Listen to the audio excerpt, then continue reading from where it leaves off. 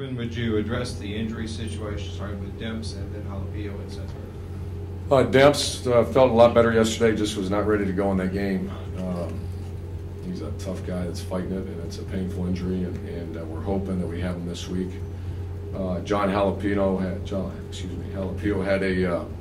a fractured finger. He had surgery on it, I believe it was yesterday, and I think he's doubtful for this game, but I guess he's meeting with a doctor today. Johnny Brantley had a rib injury, has a rib injury that he fought through. I thought he fought through great. Also last week, because of his altering his throwing motion, because of his rib injury, he had a sore shoulder, but he came out, and he's a tough guy, man. He played really tough in that game. Showed a lot of toughness, came back on that last drive and let us down the field. So he really showed, I mean, I wish it would have turned out the other way, we all do, but that really showed us a lot about who Johnny is, and really proud of the way he played that last drive. Elam, does Matt Elam have a concussion? Matt Elam has a concussion, and DT does as well. They didn't practice yesterday, but they're telling me they should be fine for tomorrow. Urban, can you explain the process a little bit about how the call sheet's made up and how the group does it and how the process? You were a lot more involved, it seemed like, on the offense on Saturday. Can you tell us how that works? The call sheet on offense? Yeah. Well, we game plan. That's what we're doing right now. We come back and practice the first down mix in normal situations tomorrow. Third downs and red zone will be on Wednesday. We put it all together on Thursday. During the course of a game, you have a scripted series that you'd like to say, okay, let's go head off in this direction. And then Scott Leffler and Zach are in charge of the throw game. And Coach Adazio is in charge of everything. And I have my opinions as well. You in the past, you've been able to veto or do veto or get involved, whatever. Also, as a weathered person,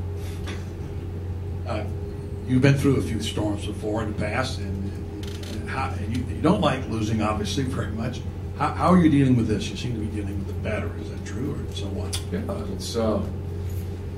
I can't say I'm dealing with it better. I can't stand it, and that's something that you never want to get used to. Obviously, we've been very fortunate around here not to have to deal with it very often. So we just got to. I'm one of those people, and our staff are those people, and I'm trying to make sure our players are those people. Let's worry about what's important. What's important right now is we're 5-2. We're playing Mississippi State at home, and at times we look like a very good football team. We played 2 top 10 teams. I'm not sure if LSU was top 10 or not, but we played 2 good teams, 2 excellent defenses, and we got to get better. We went in against those 2 games without our tailback, our starting tailback. Our receivers were dinged up a little bit. Our offensive line was dinged up. Now we're starting to get everybody healthy. And the real positive to me is our quarterback showed us we got to take care of the ball a little better. But one of those was the interception was a tip ball. That's just that was not an inaccurate pass. So there's so many positives, and what our job is to get to Tuesday's practice. It's no different than when we're, hey coach, how great your team. You guys are undefeated. You're this. You're that. Let's get the next practice and get a little better. And so it's much harder, much difficult. It's not as a coach. It's easy. As a player, it's you just got to make sure you're keeping those young minds focused on the task at hand. That's the energy level spent. Make sure we're focused on the task at hand.